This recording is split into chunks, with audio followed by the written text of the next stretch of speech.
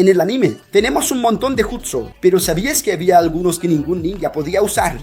Para que un jutsu fuera considerado prohibido, tenía que cumplir una de 3 reglas. 1. Alterar las leyes de la naturaleza. 2. Causar daño al propio usuario del jutsu, causar mucho daño. Y 3. Causar daño masivo, como explosiones megalómanas.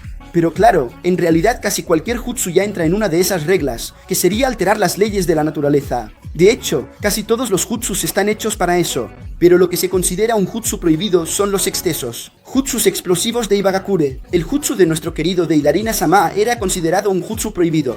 Y para quien no lo sepa, Deidara no nació con esas manitas tan alegres. No, él robó ese jutsu de su propia aldea. El jutsu de la aldea de Deidara se basaba en crear esas manos, esas bocas en las manos del usuario y en el pecho para que el usuario pudiera infundir chakra en otros materiales y crear explosiones. Pero Deidara tenía algo más. Deidara ya tenía de por sí un Kekkei Genkai relacionado con explosiones. Así que ese Kenjutsu de su aldea fue una fusión perfecta con su propia habilidad innata. Entonces, ¿por qué el jutsu de Deidara fue considerado prohibido? Básicamente, por su capacidad de destrucción masiva. De hecho, cualquier jutsu de Deidara, al hacer explosiones con esas arcillas, ya era considerado un jutsu prohibido.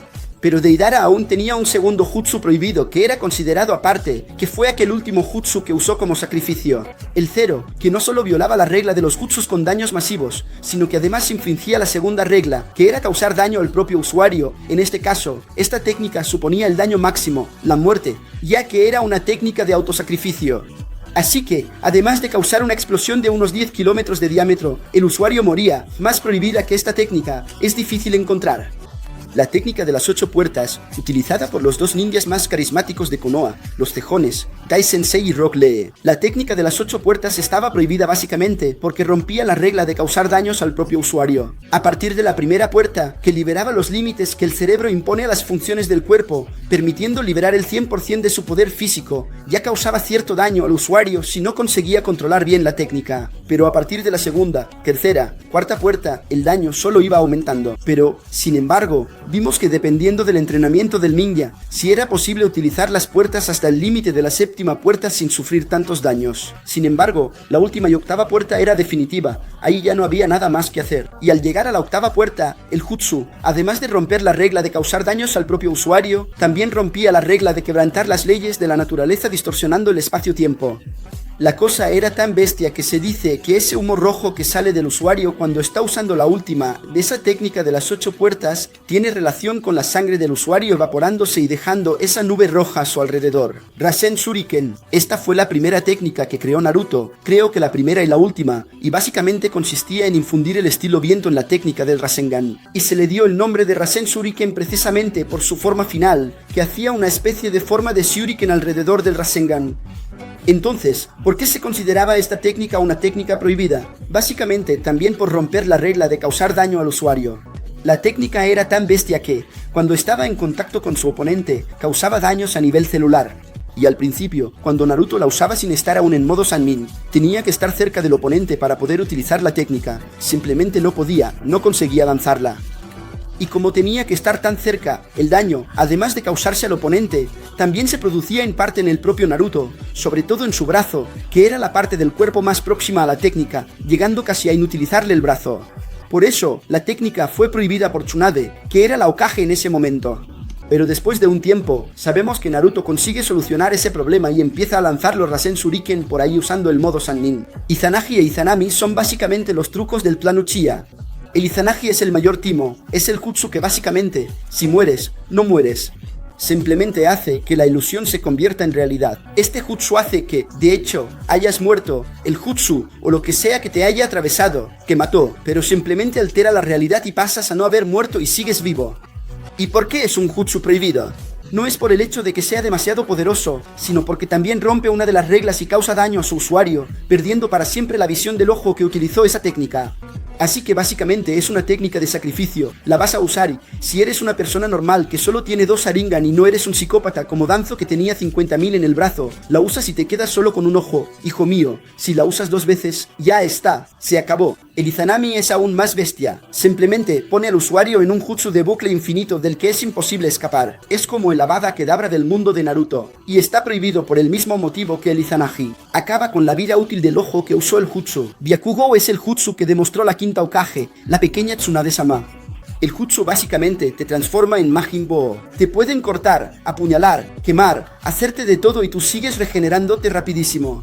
¿Y por qué un jutsu así sería prohibido? Por el motivo contradictorio de causar daños a su propio usuario. Pero ¿cómo puede un jutsu que te regenera causarte daño? El jutsu se basa en acelerar el proceso de restauración de las células. Pero al hacer esto, termina reduciendo la esperanza de vida del usuario. Así que, si el usuario abusa mucho de este jutsu, seguro que se va al otro barrio antes de tiempo.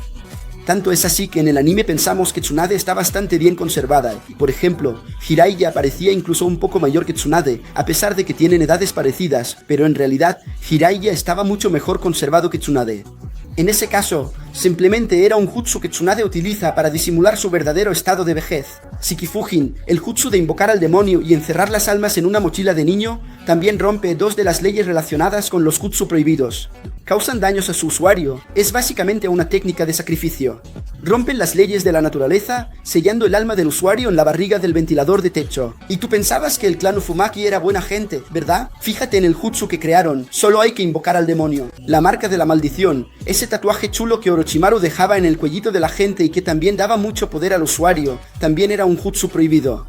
¿Por qué? Porque el objetivo de ese jutsu no era simplemente dar poder al usuario. Orochimaru no era tan buena persona, no. Él rompía las reglas de la naturaleza de todas las formas imaginables. En todo aquel que tenía ese jutsu, Orochimaru podía usar a esa persona como si fuera una cámara de seguridad, podía ver y escuchar absolutamente todo. Además, si alguno de esos tíos llegaba a derrotar a Orochimaru por ahí, él podía resucitar a partir de cualquiera de esas personas que hubiera marcado con el jutsu de la maldición, por las fracciones de su ADN que dejaba allí. Jutsus de posesión, otro de los jutsus prohibidos de Orochimaru. Ya sabemos que la vida de Orochimaru consistía en romper las leyes de la naturaleza, no porque el tío quería ser inmortal. Su propio objetivo de ser inmortal ya era algo totalmente prohibido. Así que todos los jutsus que desarrolló y todo lo que tenía que hacer, tenía que ser prohibido. Y este, indiscutiblemente, era un jutsu muy prohibido. Y teóricamente, este tipo de jutsu debería ser castigado con la pena máxima, pero en el mundo del Tsukuyomi de Boruto, les perdonan. Este jutsu de la alegría consistía en que Orochimaru se transformaba en una serpiente espantosa, que era la unión de un montón de serpientes más, y luchaba contra el joven aprendiz al que quería poseer. Al final de la pelea, se tragaba al joven y en ese proceso pasaba del reino físico al reino mental, realizando así la posesión del cuerpo y transfiriendo su mente al cuerpo de la persona a la que quería poseer. El Edo Tensei, probablemente el jutsu más poderoso del anime de Naruto, estaba prohibido por un motivo muy simple. Requería un sacrificio humano para que pudiera extraer a cualquier persona del más allá. Así que si tenías cualquier rastro de ADN de alguien que ya había muerto y un ser humano vivo para usar como sacrificio, podías traer de vuelta a esa persona a lo grande. Imagina que alguien trae de vuelta a Gai. El tío usaría los 8 portones infinitos. ¿Se puede ganar? No se puede. Pero al final del anime quitaron mucho esa parte oscura del jutsu, en la que tenías que sacrificar a alguien vivo para poder traer de vuelta al ninja del más allá, porque en vez de usar personas reales, pusieron a los Zetsu blancos para servir como ese sacrificio que ya sabemos que... Pero imagina el caos si realmente hubieran tenido que capturar, sí, a personas de la aldea o a ninjas de otras aldeas para hacer ese jutsu del Edo Tensei al final de la guerra. Ahí, amigo mío, la cosa habría sido muy dura, ¿eh? La técnica de la maldición de Idan, el jutsu del dios Habiroka, también se consideraba prohibida por romper las leyes de la naturaleza. El jutsu consistía en hacer sacrificios al dios Habiroka matando a un montón de gente por ahí, para que tú pudieras seguir tan guapo, joven y con el colágeno al día para siempre.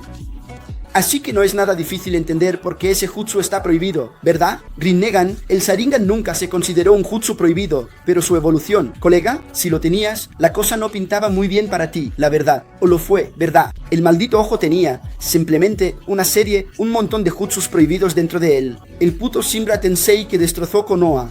Está claro que era prohibido por su poder explosivo desmedido y también por la habilidad de resucitar personas, que claramente también rompía las leyes de la naturaleza. El estilo madera de Hachiramina. Pero ¿por qué el estilo madera sería un jutsu prohibido? A diferencia de los otros, en realidad no interfiere en ninguna de esas 3 reglas. Pero, sin embargo, el jutsu madera se volvió algo exclusivo únicamente de Hachirama. Así que cualquier persona que, después de Hachirama, poseyera este estilo, significa que muy probablemente se había realizado algún tipo de experimento con ese individuo utilizando las células de Hachirama, que en el mundo de Naruto son más valiosas que el oro. Así que, debido a los experimentos, al final el estilo madera fue considerado un jutsu prohibido, porque hacer experimentos con las células de Hachirama sin la autorización de Konoha, amigo mío, era peor que evadir impuestos de Hacienda.